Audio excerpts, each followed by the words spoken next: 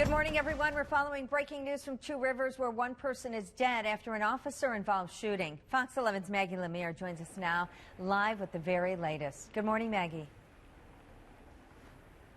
Good morning. That's right. One person is dead after an officer-involved shooting. I'm here in Two Rivers, and I'm standing near the corner of East River Street and Washington Street, which is where officials are saying that it happened. Now, as you take a look right behind me, there is a heavy police presence out here, as well as the DOJ, who is leading this investigation. And as you can see, they are doing some investigating within that gas station parking lot. I spoke with a police official from Two Rivers earlier this morning who said that the incident did happen in here. Now, officials are saying that an officer shot another person inside the vehicle during a traffic stop, and that male ultimately died from those injuries.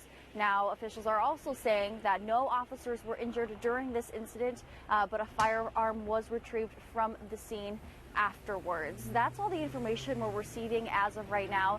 But like I said, this area right here, starting at East River Street, Washington Street, all the way up to 16th, that's blocked off right now to through traffic. Back to you. All right. Thanks, Maggie. Maggie Lemire live in Two Rivers this morning. Pete? Investigators in Milwaukee are now testing what they believe was acid that was thrown on a man's face. The incident happened last week on the city's south side. Fox's Derica Williams has the latest on the investigation.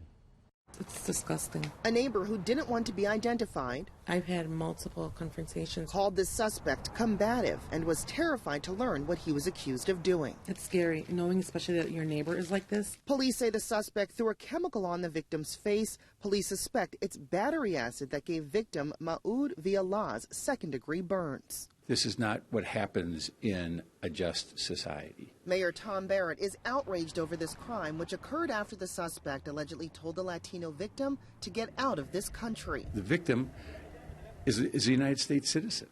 The victim is a United States citizen. He's an immigrant, but he's a United States citizen. He has as much right to be here as any one of us. We as a nation, we as a community, have to take a step back and realize we're all here together. Bigotry is something Mohammed Ishtui says he's witnessed. You could tell he's a prejudice person. Mohammed Ishtui is the roommate of the man sources tell us is the suspect. Recently, last couple of years, he changed. Describing the 61-year-old suspect as antisocial and short-tempered, but never did Ishtui imagine the man he lives with would be accused of something so terrible. Saturday night, that's when I walked in, everything is turned off in the house. I turned the light on, and he said, "I'm in trouble. They're coming for me." By the time he said that, police was knocking on the door. Police plan to recommend charges to the district attorney's office in the coming days.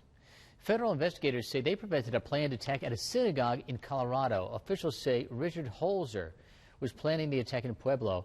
He was taken into custody Friday night. The 27-year-old is now facing a hate crime charge. Federal officials say they became aware of Holzer after seeing comments he made online. Undercover agents then started communicating with Holzer as he allegedly started his plot against the synagogue. We thwarted an imminent threat to our community, and at this point, we do not believe that there is any remaining public safety threat to the Colorado area. If convicted, Holzer could spend 20 years in prison. A fight over a chicken sandwich led to a deadly stabbing in Maryland. Officials say the stabbing happened at a Popeyes restaurant. Popeyes just brought back its popular chicken sandwich. Police say an argument started inside the restaurant while the victim was in line for the sandwich. The fight spilled into the street where the victim was stabbed. Police are still looking for the suspect. And the power is coming back on for more customers in California. Pacific Gas and Electric had been shutting off power in some places because of wildfires. Some customers were without electricity for more than a week. Gas restoration is expected to take a little longer. Workers are still going door to door to safely relight pilot lights. 1 year ago, a fire devastated a Christian camp in Fond du Lac County. Those flames destroyed the camp's chapel, but work will start soon to rebuild it. Fox's Aaron Maben has the story. Rising from the ashes of a charred chapel, metal and rubble sit in the shell of a ruined building that once stood tall. When you need something and you don't have it, the times runs slower. Time slowly passing at the Christian camp since fire tore through 1 year ago.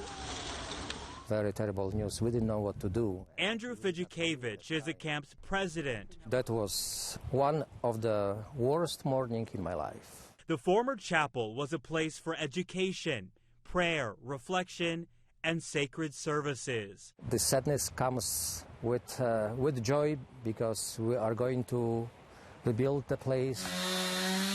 Crews are already clearing the land in preparation of major construction. This is the inside of the chapel. These are the renderings of the new planned structure, built in the same location as the last. This is another view. It's unlikely materials will be salvageable from the blackened chapel.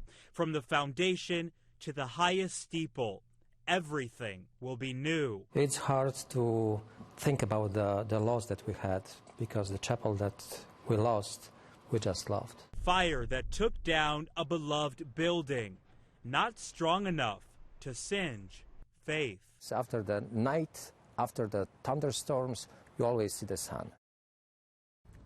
The camp plans to break ground next week and have the chapel back open by December of next year, just in time for Christmas. A new botanical garden could soon be coming to Marquette, Michigan. After the break, we'll show you the plans to add more color to the UP. It's 7:36. Severe weather index is low today. It'll be moderate tomorrow because snow is on the way. But what's really happening here is we have been below normal for a long time. As a matter of fact, below normal temperature for 7 straight days. Will that change? I have your answer coming up. Also, more snow tonight, and that's our next weather maker. We'll focus in on the hour-by-hour forecast next on Good Day Wisconsin.